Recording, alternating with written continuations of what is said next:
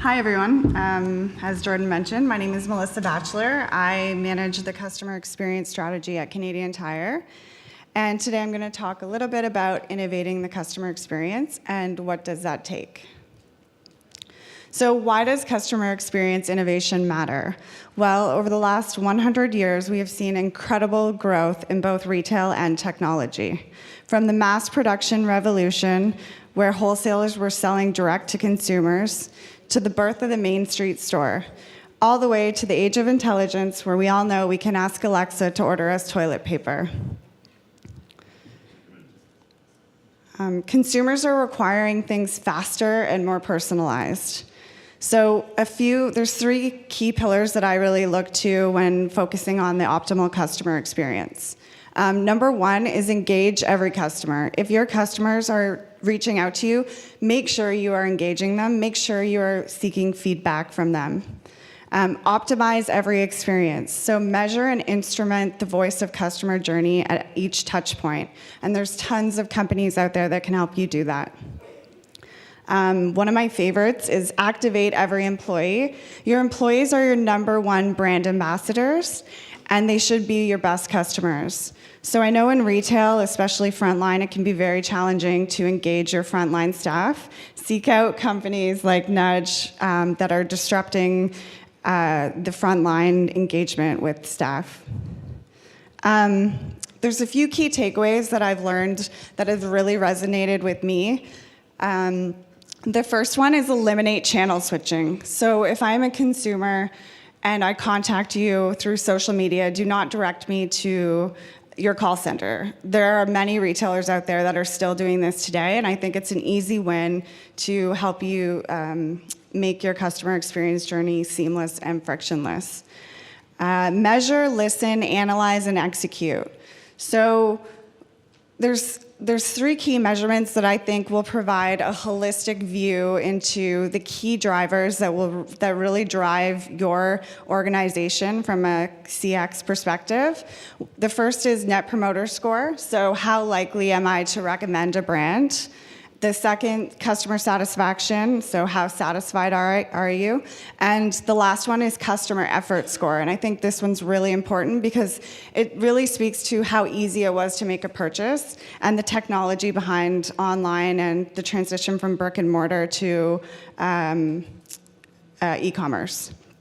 Something that I always like to tell people is satisfaction doesn't equal loyalty.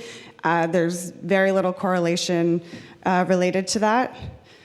And then last, so I look to a lot of these leaders for insights and best-in-class benchmarks when I'm crafting our strategy. The first one is Netflix. I think what they're doing to really learn who their customer is incredible. They use insights. They know more about what I want to watch than I know. The second is Zara. So they have taken the brick and mortar to e-commerce to brick and mortar experience to the next level.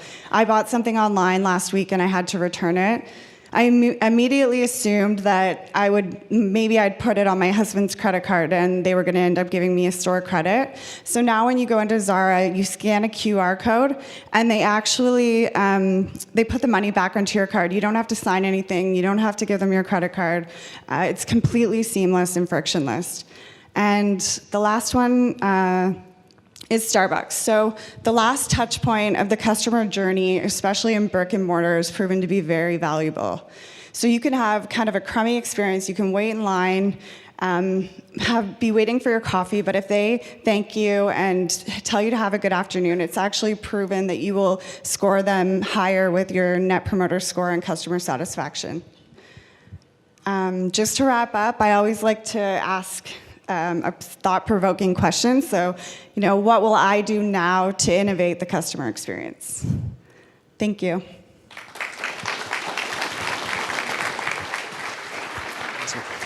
So thank you so much. So we do have a few minutes for questions here, and I think one thing that's really interesting when you look at the Canadian Tire business as well is they are the oldest loyalty program in the country, and they went through this massive transformation over the last couple of years where they had several different banners coming together under one loyalty program, and it's all to produce the data that you spoke to, because it really helps brands start to think a little bit more intelligently around how they actually engage with the end customer. So with that, I would love for any questions or comments, and Hey. have mic runners. One back there.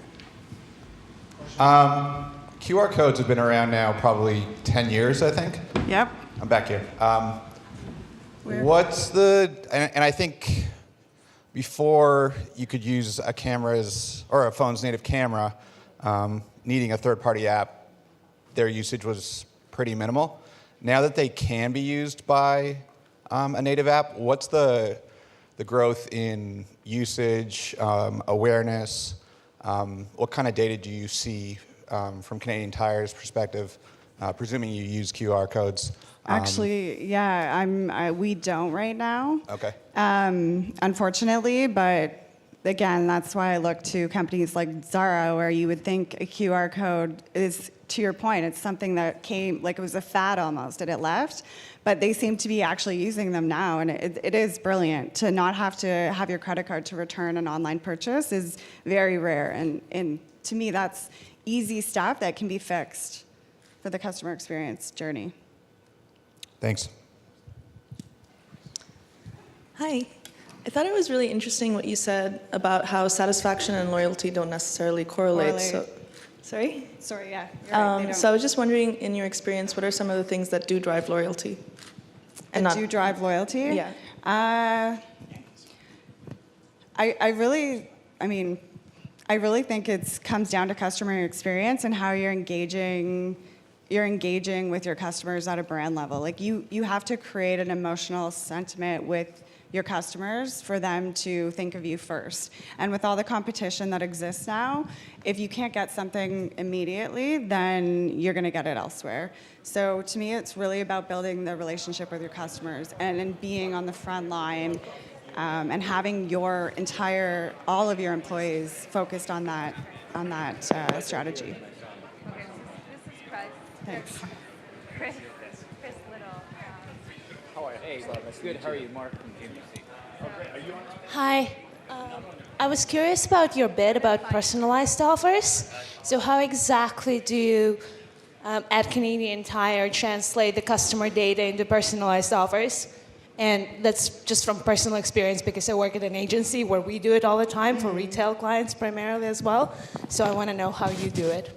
So it's interesting because I actually sit under connected retail, which isn't in the marketing division, if you can believe it. So I can't speak a whole lot to the marketing arm, but I know I can speak to other companies, but I can't speak to Canadian Tire's marketing strategy because we actually sit separate, believe it or not.